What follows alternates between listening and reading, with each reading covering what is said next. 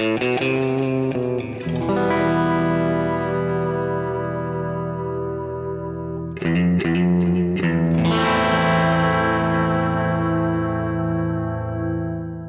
listening to Mark of the Maker.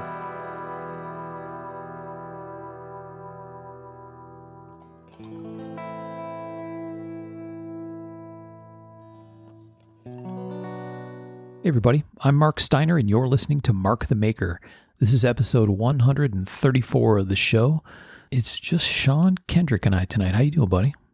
I am better than I deserve to be. How are you, man? Good. Sean did some heavy lifting for us on this episode and the next one, but we'll explain that in a minute. Let's take care of some business first, Sean. So first we want to say thank you, huge thanks to our friends on Patreon. You can go to a website, Patreon.com, and sign up and support the show with a few bucks a month, whatever you feel like. It's a nice way to kind of help us keep this thing moving and support what we're doing here if you like it.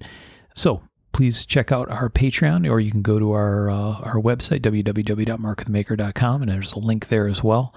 It's a great way to support the show, and we truly appreciate everything you guys do.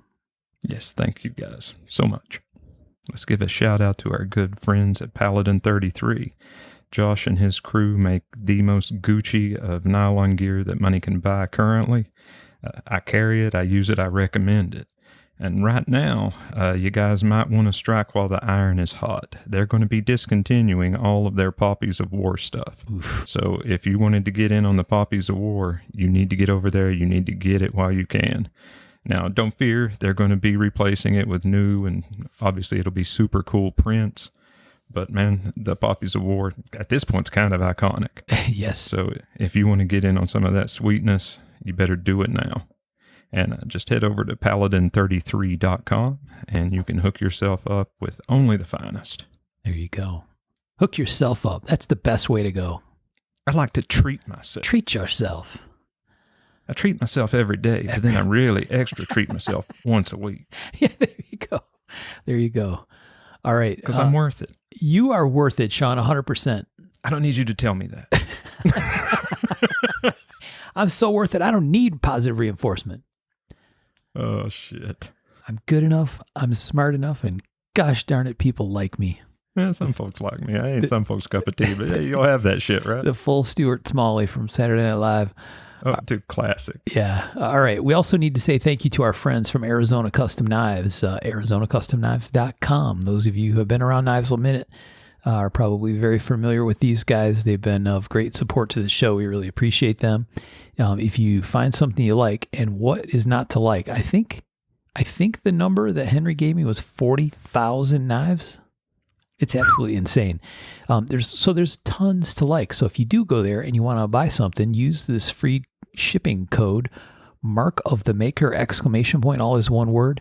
And they'll hook you up on the shipping as a thank you to our listeners. So we usually try to pick out something awesome on the website. It's always hard because they have a ton of knives, like tens of thousands of knives. But this Tony Bose bent gun stock that just hit the site today absolutely caught my eye. I don't own a Tony Bose. I would love to, man. Yeah. Yeah, I got to. Yeah, I mean, dude, it's a historic named piece. Yes. Yep. Every one of them. I mean, if it's got the T-Bose stamp, you're getting that good. Yep. T-Bose Wilford Works. That's the business right there. The true OG. So go check that one out and everything else they got going on over there at Arizona. All right. And I'm going to give a shout out to our boys, Billy and Nick. Head over to pnwci.net and grab your tickets to the Pacific Northwest Custom Invitational. It is the show to be at. It has been the show to be at. And if you haven't had a chance to go, I highly recommend it. Seaside, where they have it, is a great little vacation spot. You can get your knife nerd on, and the wife and kids can also have a good time. Everybody's happy. It is a win-win situation. And man, if you head over to pnwci.net and start scrolling through the exhibitor list, it is like a who's who. And I mean, there's a little something for everybody. Glock's going to be there. Benchmade's going to be there. The best and brightest in the handmade world are going to be there. Several other gun companies are going to be there. Leupold's going to be there. I mean, I could go on and on and on. It's a show of shows. I recommend it. I always have a fantastic time at it. And don't forget that after show bonfire. That's something you need to experience at least once. So head over to pnwci.net and plan out your trip. Absolutely. And by this time this comes out, plan your trip quick. With quickness. Last but not least, our friends at Giant Mouse Knives, giantmouse.com. You can also find them at Giant Mouse Knives on Instagram. They always have a bunch of cool things over there at Giant Mouse. I pulled up this Ace Grand from their Ace series in green canvas micarta. Good looking knife. Lots to like about this guy. $225. Very reasonable for a knife of this quality. There's only a handful of them left in stock, but go check it out. And man, green canvas always wears in so nice, right? Mm-hmm. It really does. Oil off your hands, this baby darkens up. It's going to be stunning. So anyway, Go check it out. The Ace Grand, it says, is their EDC-friendly version of the very popular GM5. And a little pro tip on that green canvas. If you want to help kind of hurry that up and give it a little more character, if you give it a dab of Vaseline and then wipe it off, dude, that Vaseline holds more. Like, you can WD-40 it. The WD will eventually soak in and it'll look kind of ashy again. Yeah. If you put Vaseline on it, though, that really has some staying power. There you go. Some well-loved green canvas is a beautiful thing. It is. It is. It's a synthetic that actually ages and gets character. I had an old custom Emerson that I got that needed to be cleaned up. It was very funky. So I cleaned it and it stripped a lot of the oil out of the canvas micarta handles. And I was like, oh, damn, I shouldn't have cleaned it. It looked gorgeous before. And I put some oil on the handles and let it sit for a day. And it was like, holy shit, it completely sucked it up like a sponge. I was blown away. Dude, you can do that multiple times. I've taken green canvas and let it sit for, saturated to where it was dripping with WD, wrapped it up in a WD cloth. Yep. Left it like that for days, and then took it out, started working on it. Within 4 or 5 hours. It's wild, isn't it? Yeah, so, hey, for those who don't know, most micartas are an absorbent material. Yeah, right. There's actual canvas in there. There's threads, fibers that are going to suck it all in. It drinks in that good stuff. There you go. So, yeah. High five to our friends at Giant Mouse Knives. Go check them out and check out the Ace Grand. That's one we like. Absolutely. All right, so this one's going to sound a little bit different than you're used to, right? Normally we're using studio microphones. We each have a track. It's all very mix-friendly and quite quiet. This time, Sean actually did this with our portable recorder that we use at shows and basically fired up the recorder, parked it on the table, and sat at Mike's table and had this conversation with him. So the audio quality is a little different. You're going to hear some background noises that you don't typically hear, that sort of thing. I've been able to tweak it a little bit so it sounds quite clear, but it's going to sound a little different than our other episodes. But like Sean said, solid candidate for the most interesting man in the world, and yeah, well worth it. Least. And man, it's not like it's unlistenable. This is just a caveat because we hold our audio to a high standard, and this is just a different breed of cat this time out. That's right. But I don't think we would have got the real humanity of it otherwise. Yeah. Because it was a very comfortable, relaxed situation. We were actually sitting in the basement in his shop. The recorder was sitting on a milk crate between us. And it's just old friends talking, you know? Yeah. That's what we strive for with the show. Like you said, this one definitely has that feel, right? You forget the machine is there and off the conversation goes. Dude, I would call it genuine. Absolutely.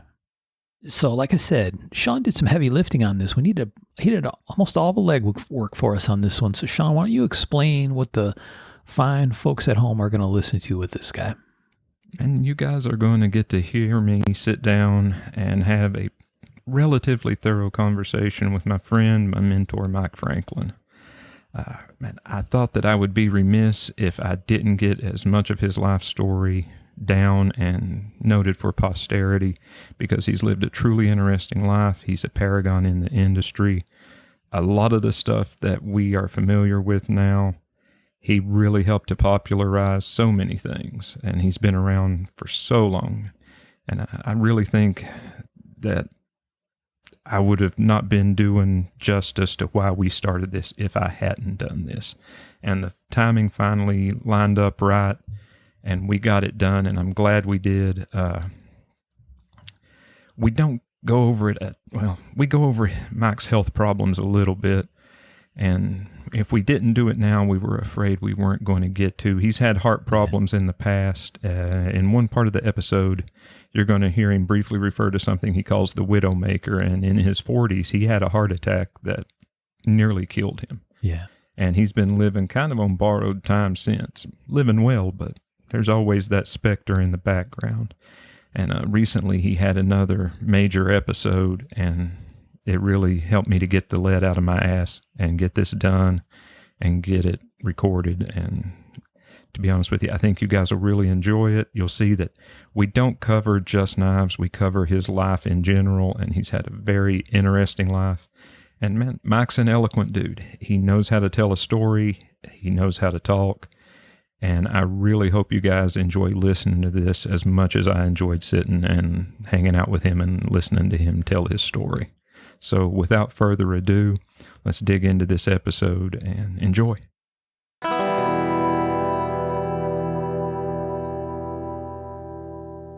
Folks, I've got a treat for everybody this time out. I am sitting in the shop with Mike Franklin, and for those of you who don't know Mike, he has been a part of the knife community for, 40 plus years? No, 50. 50? Yeah, Mike's been in the game a long time. He has seen the beginnings of the guild. He has seen the greats come and go. And this is really a fantastic opportunity to sit and talk to him and just hear the history that he has in him. And Mike, we thank you for sitting down. I appreciate your time, man. I'm really looking forward to this conversation. Well, I feel happy that you asked me to do this, and I'm glad we're finally getting around to it. Man, it's been a long time coming, and it wasn't a matter of if, it was a matter of when, and everything finally lined up, and here we sit. And dude, I'll tell you what, this is the first time we've done an interview in this style. I'm really enjoying the energy of sitting here in the shop and just shooting the shit. And I'm looking forward to, guns within easy reach. I'm about that. So man, without further ado, let's go ahead. We'll jump in and let's get started on your early life. So your basics here. Where did you grow up? Were you a city kid, rural kid, and what was life like growing up? Well, I like to think of my early life as if it was a book, it would be growing up wild. I grew up in Aberdeen, Ohio, on the riverbanks, and most of the time I had the riverbanks to myself. My mom and dad were away from home a lot. My mom had like 3 jobs during the day, and a lot of times I was down on the river doing my thing with knives and spears and all that. But I started in on knives and stuff when I was about 8 years old. And I started making my own bows, archery bows, and some knives. I was introduced to hunting at that age and shooting, and I kind of took to both of those a lot. And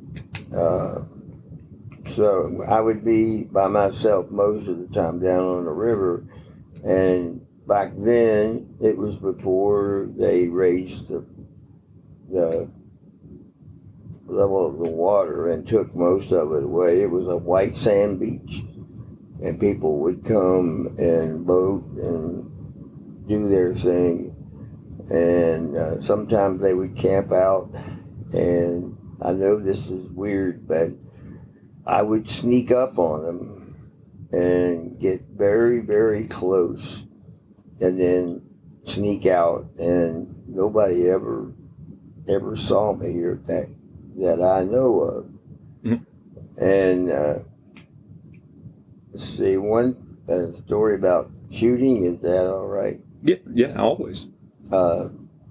I had a Winchester 22 single shot, and there were 3 bars in front of our house back in Aberdeen then. And my dad would go to this one, and he would make this deal with these guys for like watches and money and whatever, a beer, that I could take 10 pennies and shoot them all with that rifle without a miss. And he had a lot of takers. So he would come and say, "Get your rifle, here's some ammo," and we'd go down to the cut in the riverbank down there, where he put these pennies in the wall in the dirt. And I would get down and start shooting. And I was so little, I couldn't, it had a little thing on the back that you had to pull to cock it. And my dad had to do that for me because I was too small to do it. And as far as I know, I never missed one. I don't remember any altercations from missing one. And there were a lot of amazed victims. And Dad would say, "Good job. Here's a box of ammo," and I was happy. And now, just to clarify, we're talking about down on the Ohio River. Ohio River. I'm sorry. Yeah. No, you're fine. You're fine. Just trying to give people a little bit of, place in time. Well, first, it's really hard to fathom how different the world was when I grew up. I walked around in my early childhood with a 22 rifle everywhere I went, and nobody ever said a word. And I don't know, when you grow up like that yourself, it makes you a different person, and you learn to depend on yourself. I had a job at 12 working for the local drive-in, doing the ice ball machine at night and mowing the grass and picking up the trash on the park there that people would throw out during the movie. And so then you kind of learn responsibility, that I had to do this day after day after day. And sometimes I enlisted my friends in my backyard. I'm not sure where to go from here. Well, did you collect knives as a kid? No, I didn't collect, but this made me think of one thing. When I guess I was about 12 or so, Mom and Dad took me to Tennessee to, where's everybody go? Yeah. Gatlinburg? Yeah, Gatlinburg. And we went to the knife store, probably the biggest one in Smoky Mountain Knife Works? Smoky Mountain, yeah. And I saw this little knife, which was about a 3-inch blade. It was a little Bowie knife, and with a white handle. And Dad bought it for me. And that became something that it just became part of my body. I carried it everywhere. And one time my neighbor, who was older than me, he came over and said, "Mike, can you stick that knife for 100 times in a row?" And I said, "Yeah, I can." He said, "Well, get it and let's go do it." He had a guy with him. And he said, "If you can stick this, I get $1." And back then, $1 was a lot different than it is now. And I said, "Well, what do I get?" And he said, "You get a Pepsi." And I said, "That's a deal."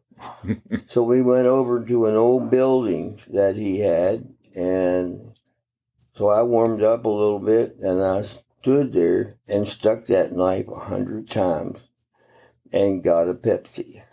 So I was always interested in throwing knives, shooting bows, hunting. I had a whip that I was very good with. You name it, and I was exposed to it. I had a man who worked at that local bar who was a hunter, and he lived in a nearby town, Russellville. And Mom and Dad would take me up there, and I would stay for the weekend, and we would squirrel hunt. And I was so little, it was hard for me to carry the shotgun, which was a single shot 20 gauge. And he taught me how to squirrel hunt, which also, when you learn how to squirrel hunt, it introduces you to the same basic factors of hunting just about anything. And so later, I didn't know I would start hunting deer. And it was just my whole childhood. I had two older brothers, one 9 years older than me and one 10. So they were a factor when they were home, but both of them, of course, graduated all that time in front of me, and both went in to the Air Force. And when they got out, they would take me hunting sometimes. And at that time also I was introduced to music from a teacher in our school, and he was sort of a mentor, father, brother, you name it. And he taught me from the third grade about music, and I learned stuff during junior high that people didn't learn in college. And I was introduced to the faculty at Moorhead State for these weekend workshops that put all the best kids of Kentucky at Moorhead for a weekend, and they would bring in a guest director. And of course, I was in Ohio, and my director, he got me in, and I don't know how, he must have said about our address or whatever, but I'm pretty sure they knew that I was not from Kentucky. But there was a difficult piece, and there were not enough chairs. And when the guy came up, he said, I want people 6'4" and over for the back. Well, I was the shortest guy there, I guess. So I ended up on the floor right by the director's hand. And at the very first piece, it was opening, it was very difficult. And the men could not get their first note. That was it. They were terrible. And the director said, hey, you right there, what's your name? And I told him, Mike. He said, sing that note. So the pianist played it, and I sang it. Well, I ended up doing that a lot. And the director of the music program in Moorhead also saw it. And I actually went to that for 5 years. You're supposed to be a freshman before you go. But I went when I was in the 7th grade, and nobody seemed to care. And in my next to last year, the director asked me to bring a piece and try out for a scholarship. And I did. And they offered me pretty much a full boat if I would go to come to Moorhead. And I ended up doing that. Another factor was when I was a senior, I was offered a scholarship to UK to be a doctor, and they would pay everything. And I turned it down. I saw my life going into music, and so I turned it down. And turned out that this happened over and over in my life. I was offered other stuff, and because of that, one of those things turned me into a knife maker.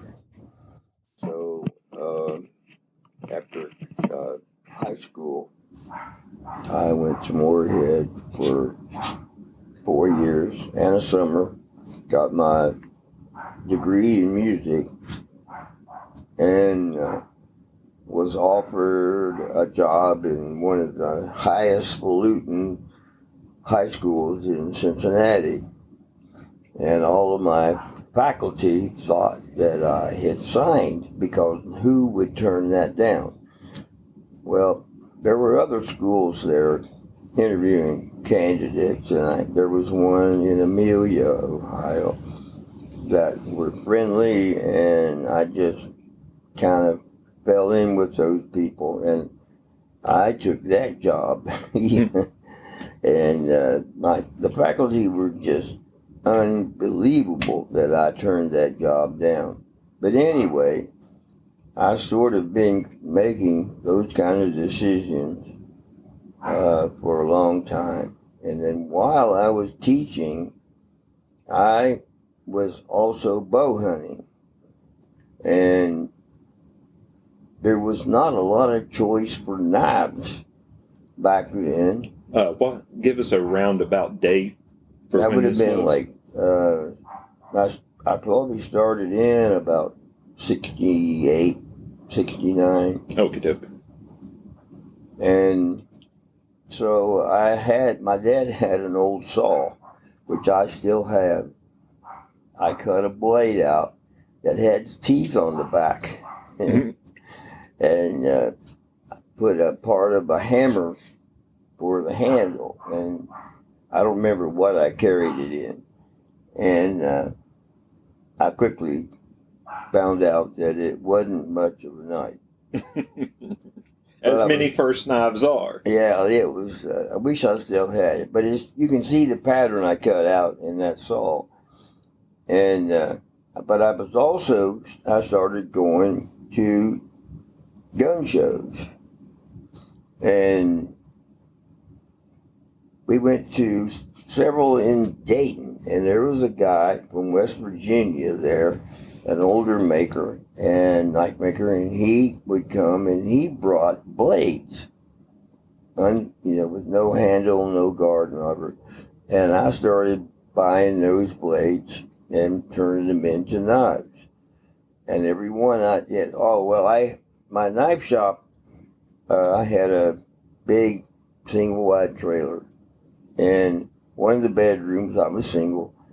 One of the bedrooms I turned into a shop, which was a $39 Kmart grinder and my hand drill, and that was about it, sandpaper. And so I turned these handles into knives, and I sold every one.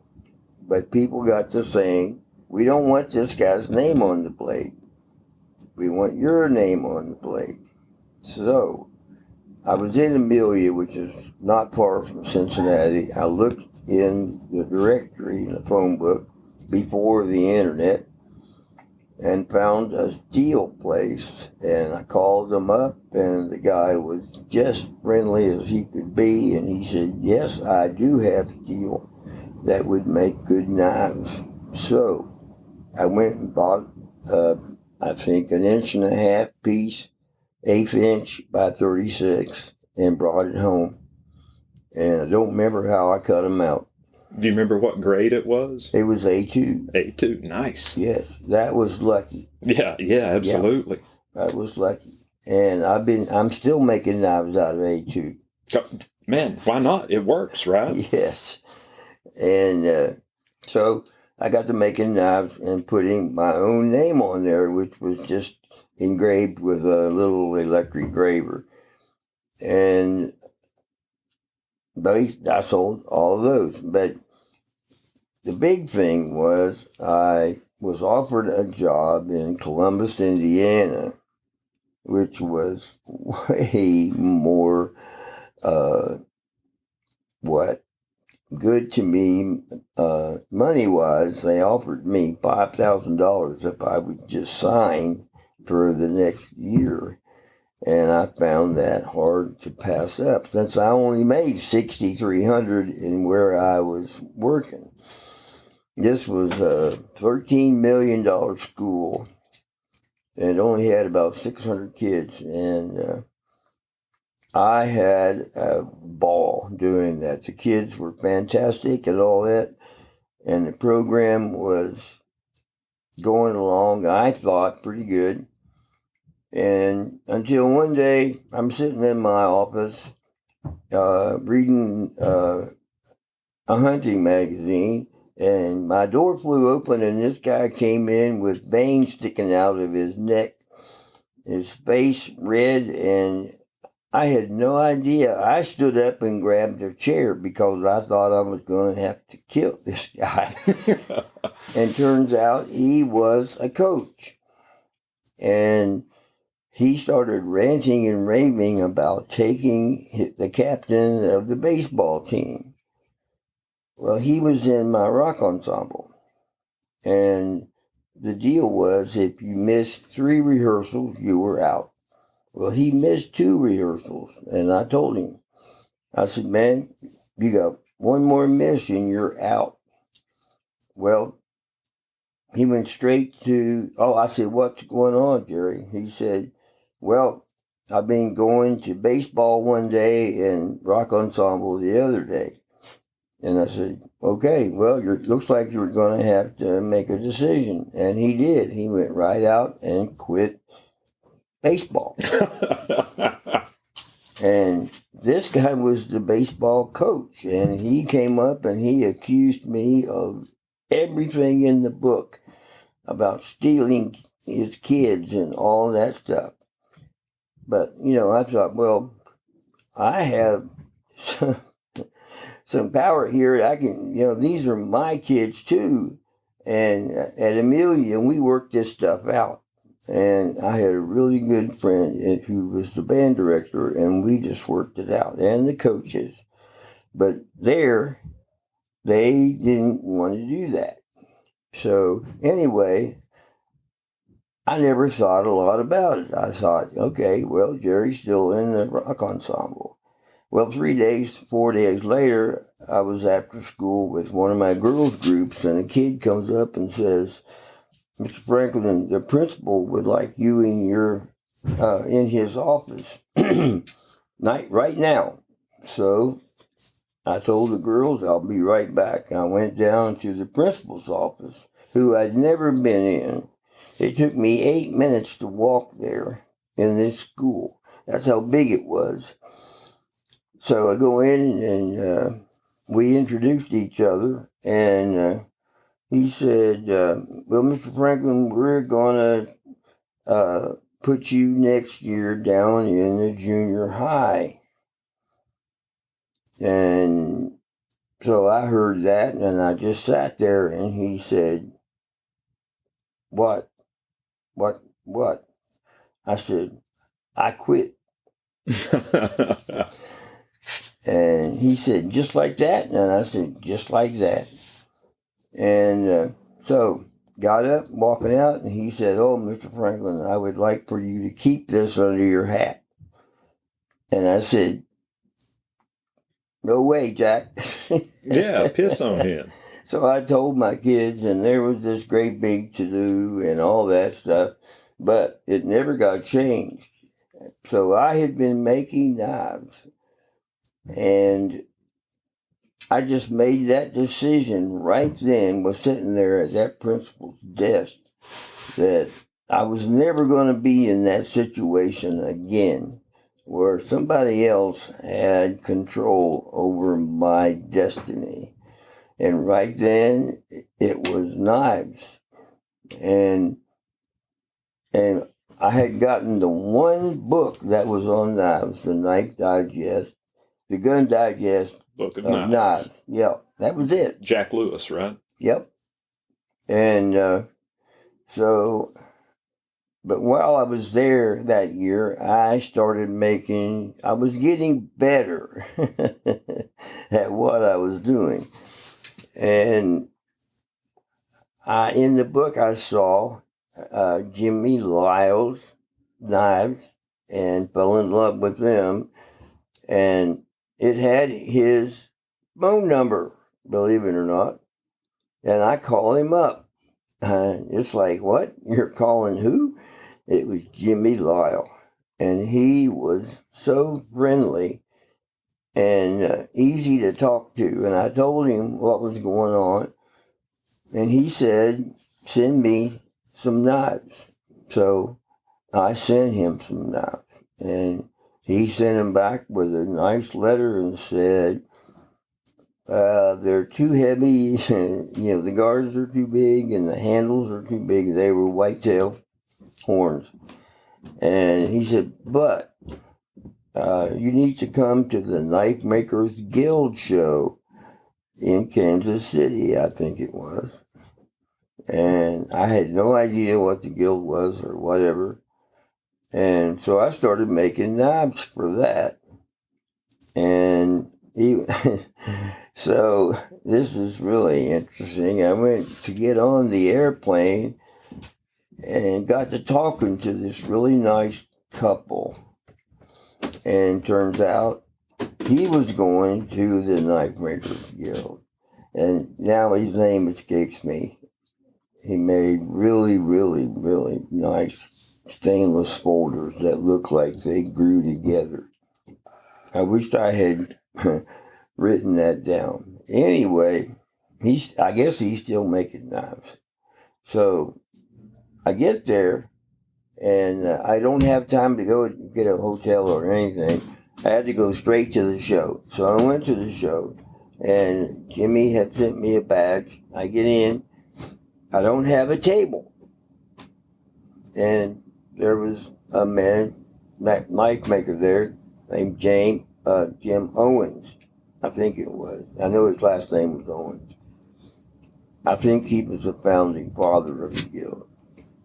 And he heard me talking to Jimmy, and he said, you can put knives on my table if that's okay. And I said, yeah, because he only had 3 or 4 knives. He was a pilot. And I don't know when he ever had time to make a knife. Yeah. Yeah. But our knives were decently similar, except his were just a lot better. So I had made this knife specifically for the show. It was a 14-inch blade Bowie. Damn. 1/4 inch, 2-inch wide A2 with, I forget what kind of handles were on it, but I think they were micarta or whatever. And I was still buffing on this knife 2 hours before I left for the show. And so I put all these knives out. I only had like 5 or 6. And we're talking and stuff, and people are looking at them and all that stuff.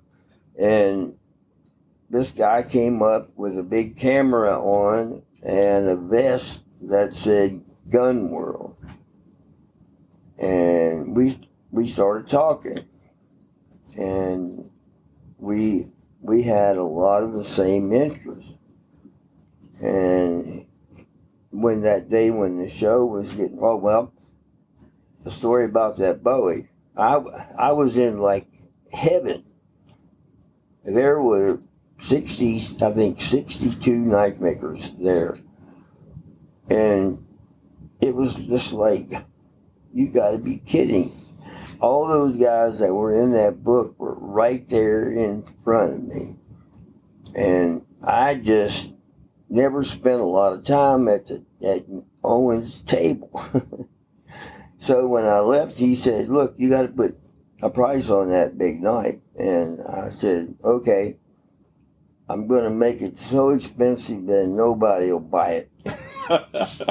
So I priced it at $300. Woo!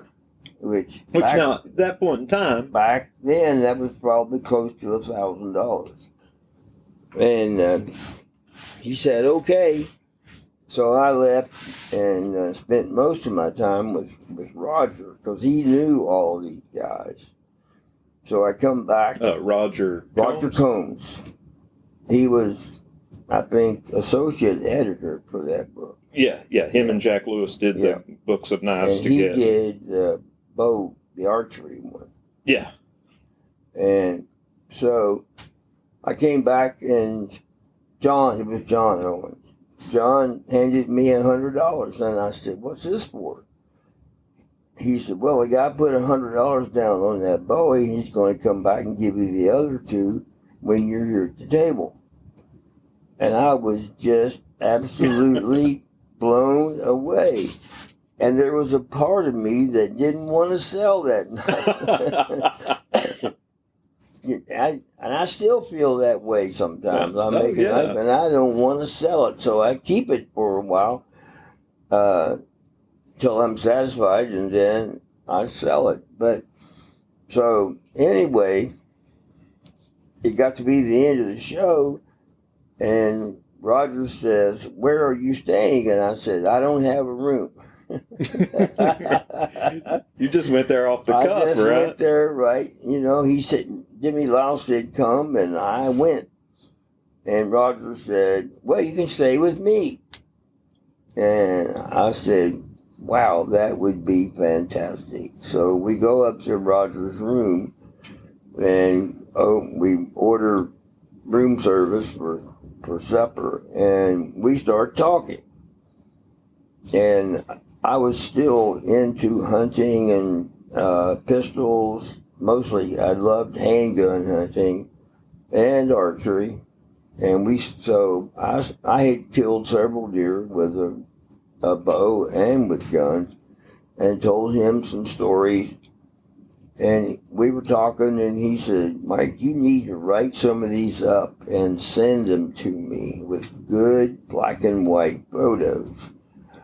Which I did. It was an article on hunting groundhogs with pistols, and including a Model 29 Smith & Wesson 44 Magnum and a custom-built AR-15 that I had for silhouette shooting in 7mm. 7mm, the old rifle one, the old. 7mm Mauser? Mauser, yes, 7mm Mauser. And with that, I had killed groundhogs at 150 yards, and it had a big scope on it and all that. And so I sent it to him, and it published. So I got to writing articles for Gun World.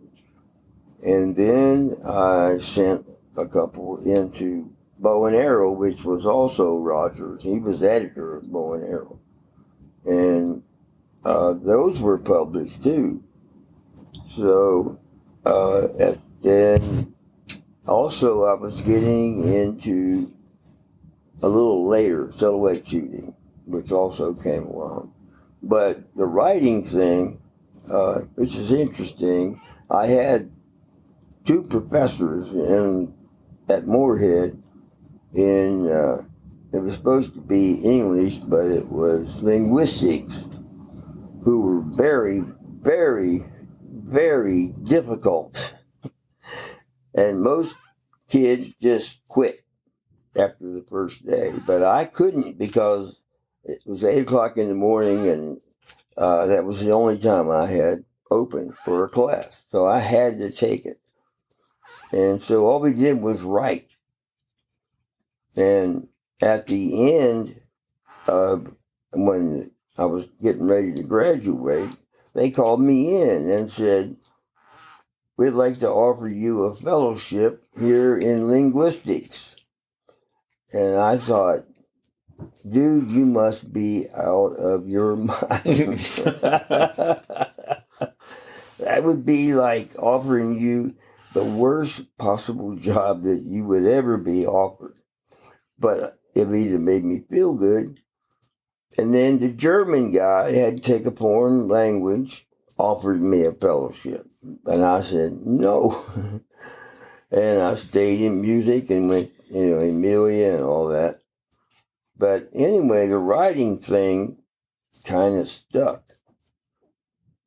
And a little later, I got into silhouette shooting, handgun silhouettes. We shoot 50 meters, 100 meters, 150 meters, and 200 meters at ramps. And I got into that, and I won the very first shoot I went to with that 29 Smith & Wesson. And that impressed a lot of people. And I had never shot a pistol farther than 100 yards. But anyway, I won that. And there were some people there who were sort of ingrained into the silhouette thing, which was very big back then. And I got me a really nice gun, which was very powerful. It was 300. It was a 350 Magnum, neck down to 7mm. No, I'm sorry, to 338. From 35 to 338. That's a big target. A lot of powder. And I mean, it's got to be screaming velocity, even out of a pistol length barrel. Well, yeah, the first time I shot it out of my mom's house, it kicked me so bad I couldn't move. And it was so loud. And my mom came out and said, "Are you all right?" She said, "Did that gun blow up?" And I said, "I don't know," because I hadn't worked the bolt on it. So I worked the bolt, and it was fine. But I called the guy up where I bought the gun from and said, "Hey, man, this thing is so powerful. I mean, I shot it one time, and that's enough for me." He said, he just laughed. He said, "Man, you got to load that thing down. About a 200 grain bullet at 2,000 feet per second, which is like 2/3 or a third of what it can do." And so I did that. It was like, oh.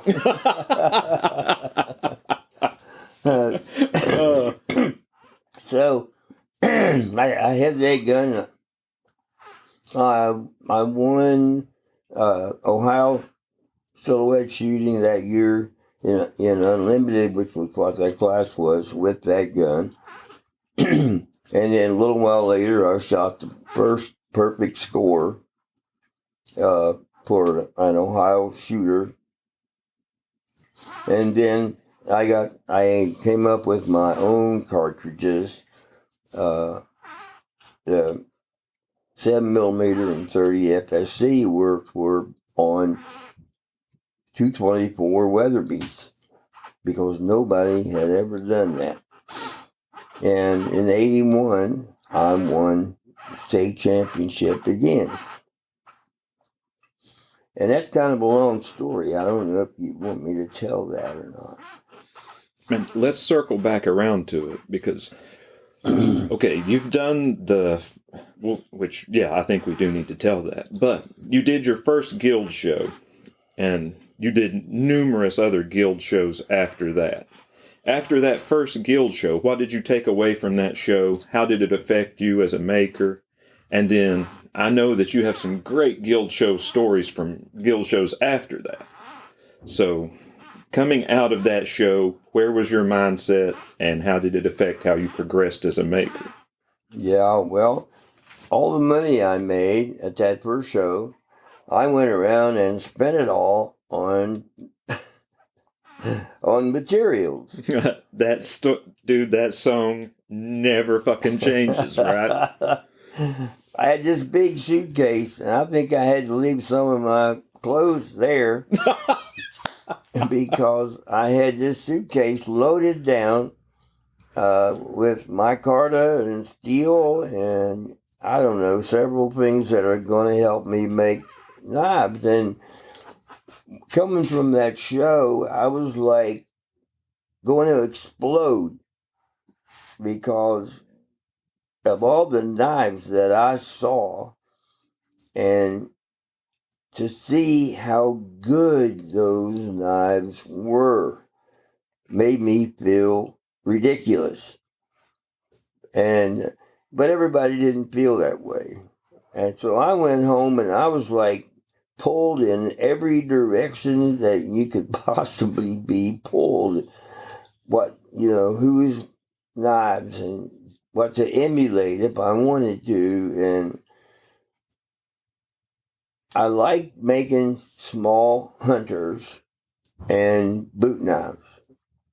And there was a little show in Louisville, an NKCDNA show. And I went to it and I took several of my little boot knives. And there was another maker there. I think his name was Ron Little. He made these little narrow tang hunters that were only about 2.5 inches long. And they were I just wanted one so bad. It had an ivory micarta handle on it. And so this dealer from New York was beside Ron Little. And he was a big, highfalutin guy from New York. And I didn't even talk to him because the knives on his table were, Yeah. from like Buster Warinsky and those guys. And so I got to talking about Ron, and I said, hey, maybe we could work a trade or something. And he said, okay, I'll come over a little later and we'll see what we can do. So I go back, and then this dealer shows up at my table. He introduced himself, and I thought, what's he doing here? But he said, I can get you one of those little knives if you'll trade it for one of your boot knives.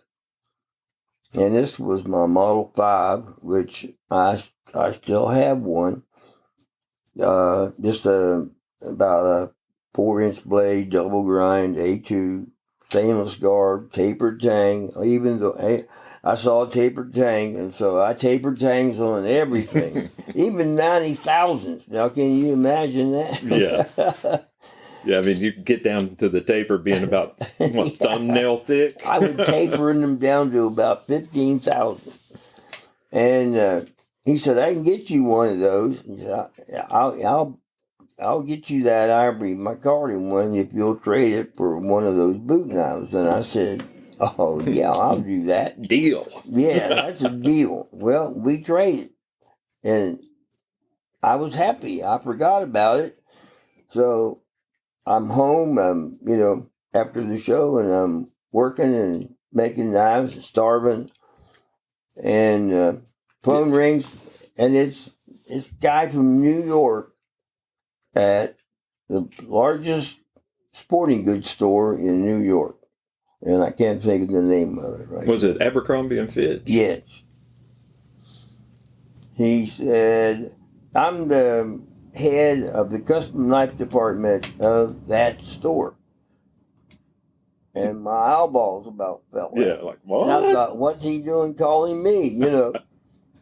He said, I have one of your boot knives here, the Model 5, I believe. And I said, you do?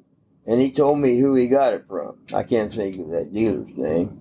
It's only been like 51 years or something. And he said, I would like some more of these boot knives.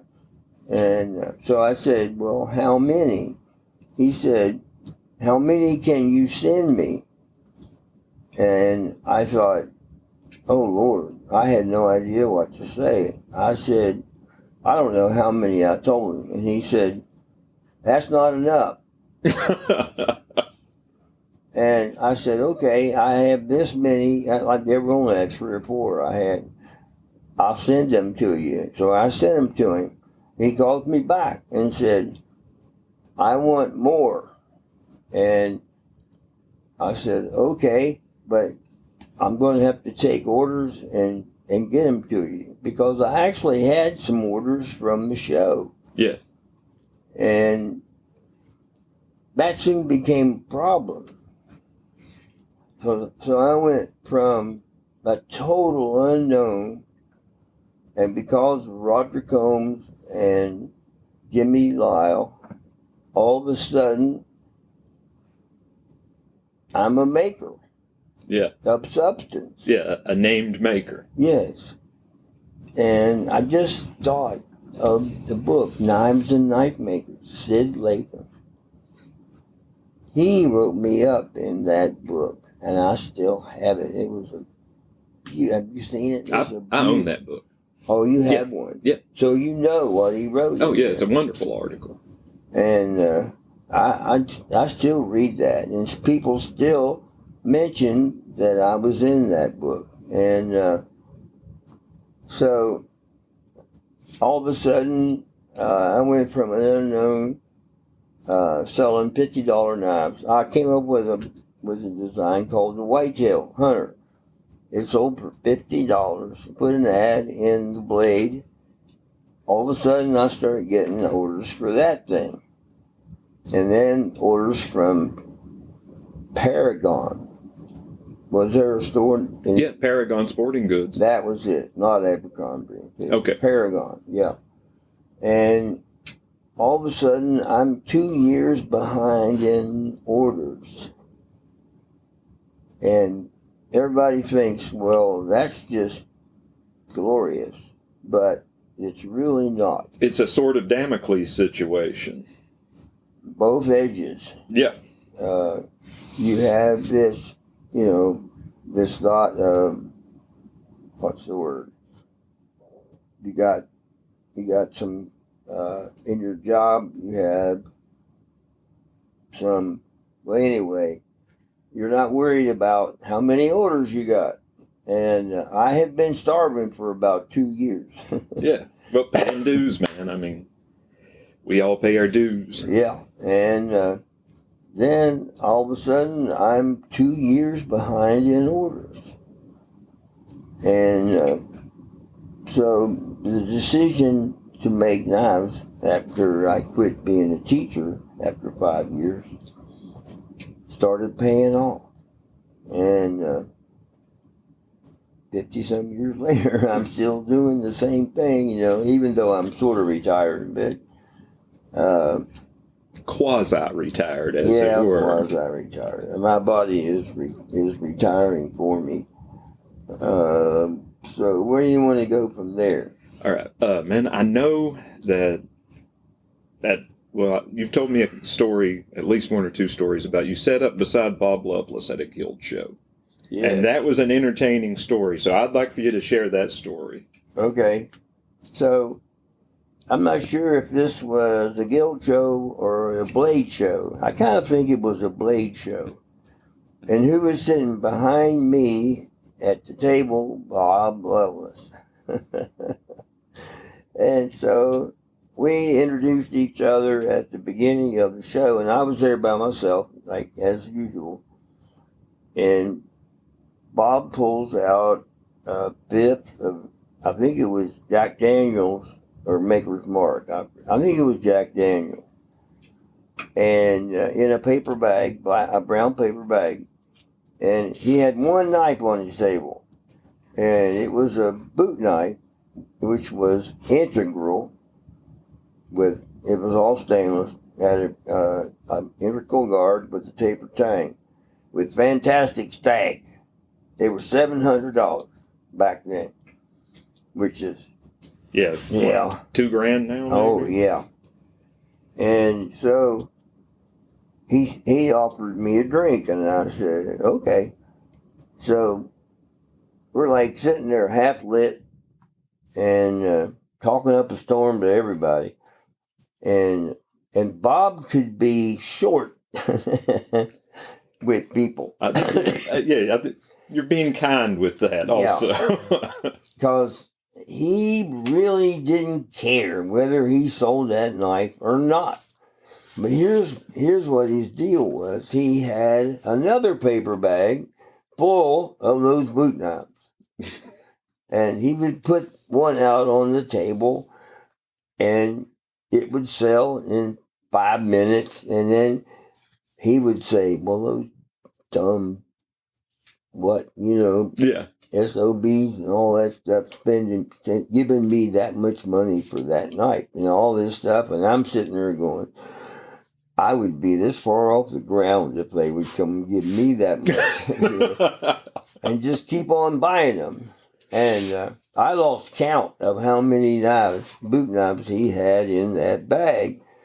And he just kept pulling one out. And so we sat there that whole show, and he kept pulling those boot knives out, and we would get lit. I don't even remember if I sold anything or not, because Bob and I would sit there and talk, and he said, "But have you ever hurt yourself yet?" And I said, "No, I don't think so." And he said, "Well, one day I was milling on a knife and I turned the machine off and I just reached up there and grabbed an end mill while it was still spinning." Oh!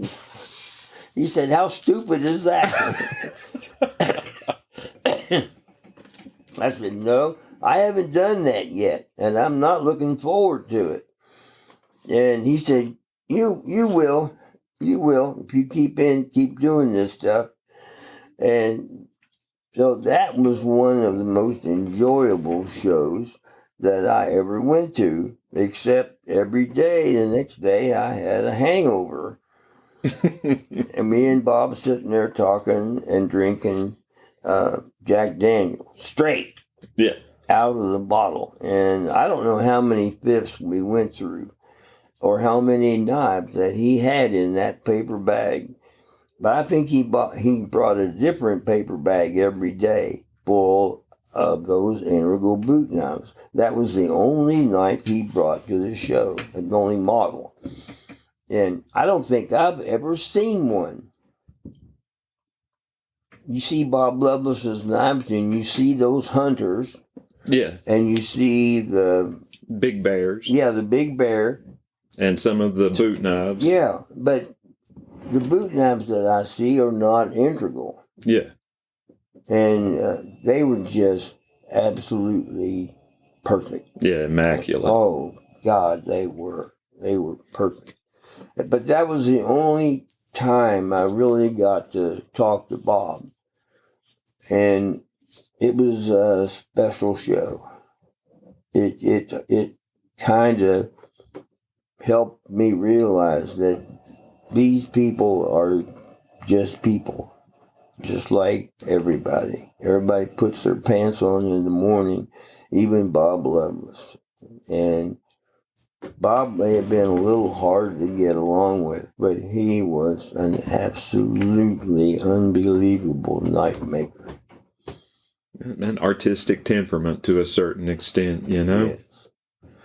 And there were several knife makers that really affected me after that show. TMD, I love those integrals. Ted Dow, for our listeners who aren't familiar with the... Yeah. And he put that little discussion in the handle. Well, I got one of those that I did.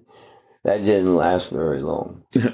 And I got all these different marks that I went through, till I got my etcher. And I still went through some different ones. And but I met Corbin Sigmund, and we kind of hit it off.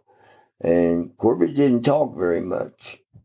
He was a big boy, and he would just sit there at his table and not talk to anybody that I saw. He never had anybody with him. But I found out he was just up the road in West Virginia, about 2 hours away or something like that. And Corbin said, well, come up and see me. And I was like, what? He said, no, man, come up in the shop and we'll talk and spend the day doing whatever. And I said, yes, we will do that. And there was another maker from South Shore who was not a guild member or anything. He just made knives for people right there in South Shore. And I can't think of his name. And that's just South hard. Shore over in Greenup County? Yeah. Greenup County, Kentucky. Yeah. And we were so close together, we spent a lot of time talking to each other on the phone and everything. And but we went together up to Bob's. And once we walk into Bob's shop, and it's like walking into an operating room. Everything was absolutely perfectly clean, and it was like, oh, dude, where does the dirt go when you make a knife, And he taught me several things about grinding. I've always been a hollow grinder. I don't know why. Everybody flat grinds now, everything, because it's easy. And they use that little fixture thing. And I don't. I hold it in my hand and I hollow grind. Well, Corbett was absolutely out of this world on grinding. And his hunters, and with a taper tang, and he used nickel silver a lot. He did those little pins all the way around the handle. All the way around the profile. They were like 15 thousandths or something. Well, he taught me how to do that. And I just did one a month ago. And it's still hard to do. Yeah. Yeah. And he taught me, I had red liners on my knives and other stuff too. But it would just be on the inside of the scale. When it went up to the guard and came out, it was just, there was no liner there. And he said, well, I can tell you, I asked him, I forget, Corbett, how do you do that 90 degree and get it perfect? Because if you do two pieces, try to push it in there with super glue or whatever, you always end up with some gap at the top or the bottom, one or the other. He said, here's how you do it, Mike. You put that liner down and put it up where you want it. And he said, now come back, whatever your guard is, 1/4 inch or whatever. And he said, take your scribe and scribe it several times and then bend it, and it'll bend perfectly. And then when you put the knife together, you put that in there first and then put the handle in. I'm still doing that too. If it works, it works. Why change it, right? And, oh gosh, I don't know. After that, well, I got married in 1990. Are we too far ahead? Let's sketch back a little bit. Okay, now, you married Leslie in 90? I married Lou in school. Okay. You probably don't know about Lou, do you? No. Okay. Yeah. Well, in high school, I had this girlfriend, and we'd been together forever. And we had our lives all, all laid out and all that stuff. We were going to get married and all that stuff. She worked at the Brownings in Maysville, and so my life was pretty good, and I was still in school. And one night she says, I'm coming up. And that's the first time she'd ever said that. And I said, okay. So she gets there and she's got another couple with her. And I knew something was up. So I get in the back seat and I said, what's going on? She said, well, we're breaking up. And, it hit me like a ton of bricks. And I said, just like that? She said, you win some and you lose some. Damn. After about 3 or 4 years, we've been together. So they let me out, and I was destroyed. I didn't eat or sleep for like 3 or 4 days, and my roommate was talking to me, and you're going to wind up in, they called me Frankie, you're going to wind up in the hospital. And he was in the same situation. He just didn't know it. His girlfriend he's in the same, they've been together forever and ever. But he was still together when I, got the floor pulled out from under me. And so after that, I didn't have a girlfriend or anybody. And at Moorhead, there are plenty of girls. And there were some in the music department, but I never really did hit them off and get off with them. I'm at a little store down there in Moorhead. There was like 2 or 3 gas stations, 1 movie, and that's it. No McDonald's or anything like that. 1 chicken plate. And I was down there one night, and Lou was there with her sister. And they both had Bermudas on, and I thought, this girl is the cutest thing I have ever seen. And I actually went up to her and started talking, which was a lot for me to do, because I hate rejection. And we hit it off, and we started dating, and in a little while, I asked her to marry me, and we got married. I think I was 20, and she was like 19. And then I got that job at Amelia. That was number 1. We lasted about 2.5 years. I was married to my job. I spent hours and hours every week, after school and on the weekends. And she wanted her family in, oh shoot, what town was that? A coal place down in Kentucky. Not Bardstown. If it was coal, man, was it in Eastern Kentucky. Yeah. Salyersville. Down, Paintsville. Past Salyersville. We go through there again. Do you remember which county? Floyd. Prestonsburg. Prestonsburg. That was it. Like 5 hours. Yeah, that's my neck of the woods. Yeah, and she wanted to go home every weekend, and I'm going, no, honey, you just go on. So, just because of the situations, we got separated. And anyway, we got a divorce after about 2.5 years, and there was a teacher who was next door to me at teaching, and I started talking to her because I watched her when she whipped kids. Back then, we could actually paddle them, and we both used it. And when I was teaching, I know I'm going back and forth. No, you're fine. You're fine.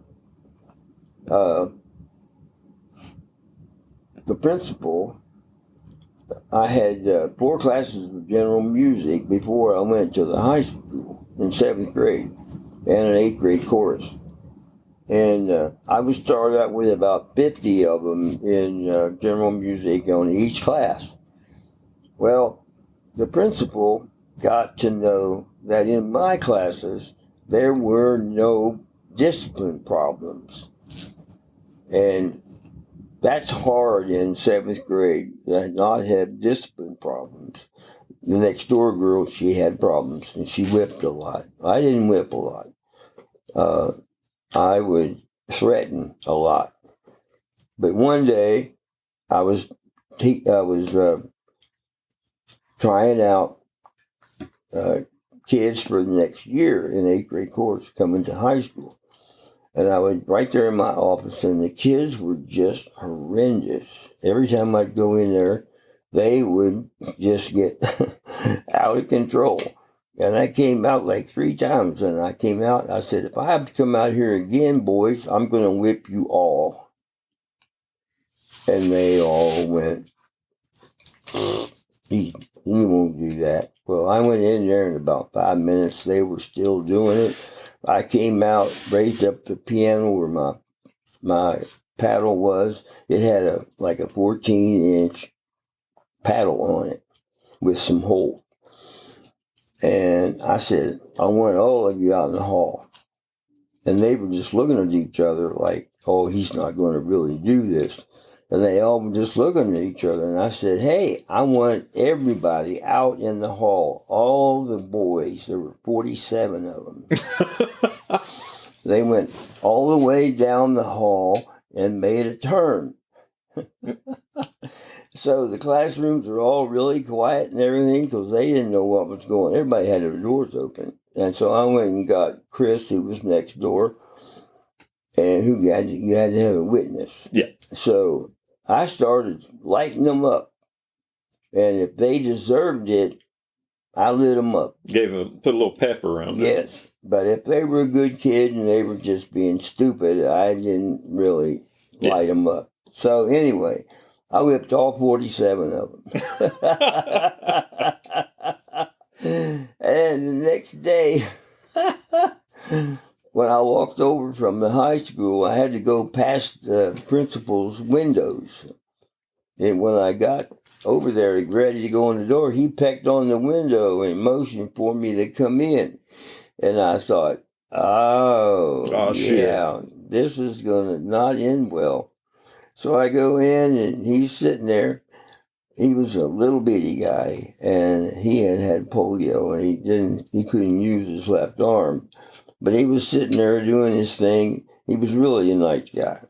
And he said, come in, Mike. I would like to talk to you. And I just kept quiet, although I knew what was coming. He said, tell me something. I said, okay. He said, did you whip 47 kids yesterday? I said, yeah, Charlie, I whipped 47 kids yesterday. I said, somebody complained. He said, yes. And I said, let me guess. It was the White family. And he said, he lit up and he said, yes. How did you know that? And I said, because he's the worst kid in the class. And I lit him up. He was, one thing, a thief. He stole some money from me. We had to make our own money for music. We didn't have a big, a lot of money to throw around, so we had to make it. And then I kept it right there in the office, and he stole some of it. And, that's the story. So the kid came and said, Mr. Franklin, I know who stole that money. I said, what? Who? He told me. White. I forget his first name. And I thought, oh man, I am really going to light this kid up. So next time he was in my class, I said, out in the hall. And went out in the hall. Right now, if I did this, I'd be put in jail. I put that paddle up under his chin and said, I just found out that you stole some money from my office. And the kid is going, no, I didn't do it, Mr. Franklin. I didn't do it. And I'm thinking, boy, he's almost convincing me. Yeah. And so this kid who told me came up out of class and came to me and said, Mr. Franklin. And I said, what? He said, that's the wrong one. There were 2 kids with the same name, but I didn't have that other kid. So I couldn't do anything to him, so I went to the principal and told him. But I don't think that boy, he wouldn't mess up again that year. And I was like, oh, God, I almost whipped the wrong boy. But now you finally got the chance to, but his parents complained. Oh, yeah. Oh, I did. I whipped him. He was one of those 47. But his parents were the only ones who complained out of 47. And Charlie said, Mike, if you're ever going to do that again, he said, you come and get me for the witness. And I said, okay, Charlie, I'll do that. Well, I didn't whip 47 kids again. One would think that's a once in a lifetime thing. Yeah. One would hope. My reputation got out there, and which wasn't a really good thing because Charlie, the principal, his down the hallway was a very large study hall, and the kids were terrible. They had not a teacher, but I don't know what they called them. They were non-teachers, just doing non-teaching stuff, and she could not keep those kids. She had like 100 of them in there. So Charlie would come to me. I'd open the door, and he would have like 10 kids there, and he would say, "Okay, these are new kids in your class," and I already had 50 or 60 in that room. Well, so I ended up with 4 periods of over 100 seventh graders in that room at one time. So I had those kids, 400 of them, 4 times a day. And I did not have any discipline problems. That was never a problem. Your reputation precedes you. Yeah, today it would be a problem. Now I only had one problem with a high school kid, and he was a big boy. He was a football player. And because I had him in a kind of a routine. When you come in, I would give him hand signals from the conductor, and I'd tell him to sit up straight and your back straight and all that.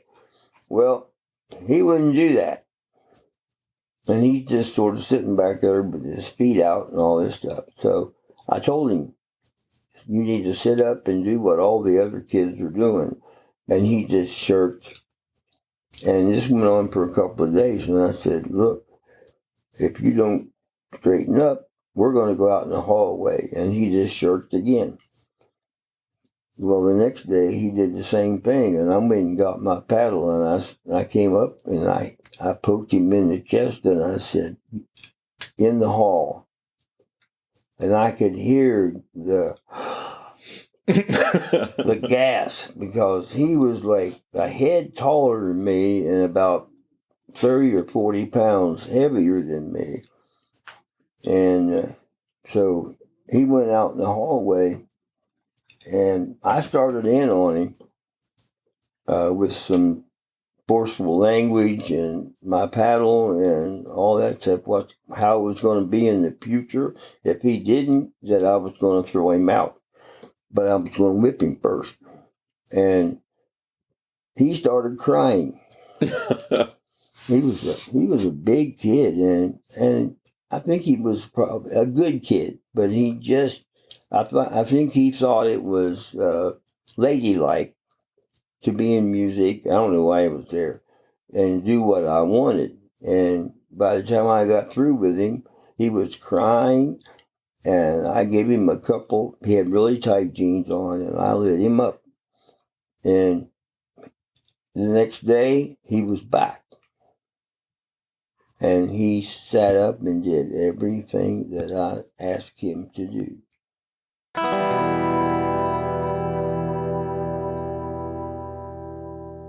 All right. Well, like I said, very strong candidate for most interesting man in the world. We didn't get super deep into knives in this part of it, but man, like you said, Sean, very well-spoken guy, tons of history, very interesting history. I found it fascinating listening to him.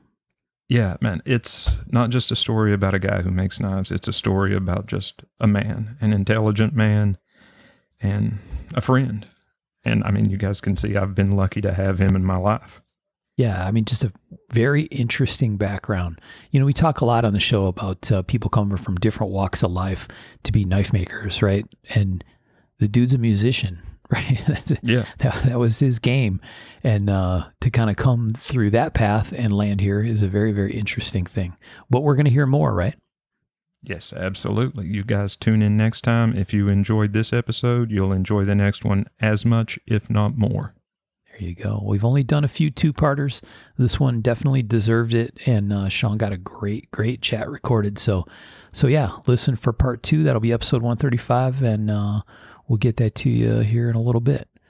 I just want to say thanks to all of our friends on Patreon, and thank all of our sponsors, Paladin 33 Arizona, Pacific Northwest, Giant Mouse. You guys are a rock, and thanks for helping us bring this kind of stuff to the listeners. I think we've had many comments about people enjoying learning who the folks are, right, and hearing their story, and this is solidly a case of that. So appreciate all your support to help get this out there.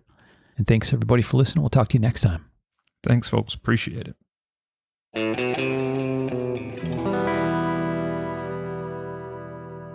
To learn more about our makers, you can find Tom Crine in his Facebook group Crine Knives or on Instagram @Crine Knives. For Michael Birch, check birchtreeblades.com, Facebook group Birch Tree Blade Works, or Michael's Instagram @BirchtreeBlades. For my own projects, I'm on the web at raygundivision.com or check my personal Instagram @msteiner. For those interested in photos, references from the show, or discussion about the show itself, you can always find us on the web at markofthemaker.com, in a Facebook group called Mark of the Maker, or on our Instagram @markofthemaker. Last but not least, credit for the ultra cool and haunting background music we use for the show. This is a piece called Noir Guitar by Stevie's Amp Shack, found at the Free Music Archive and licensed under Creative Commons CC BY 4.0. And as always, thanks for listening.